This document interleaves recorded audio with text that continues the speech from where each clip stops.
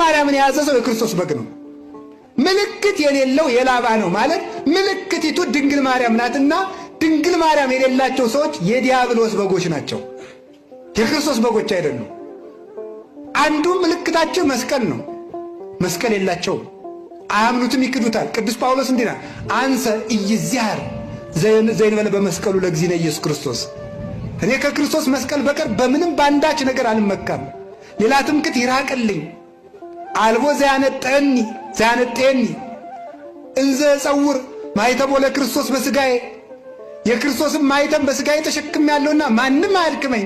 ገላትያ 6:14 ላይ ክርስቶስ ዓለምን የሚሸከም ሆኖ ሳለ ማቴዎስ 27:57 ላይ እንደተጻፈ ስምዖን ቀሬናዊ እንዲያግዘው ያደረገ ከተቀበለው መከራ መስቀሉ ከብዶት ነው። ነገር ግን ክህነትን በጴጥሮስ ማርያምን በዮሐንስ እንደሰጠ መስቀሉን በስምዖን ለመስጠት ነው።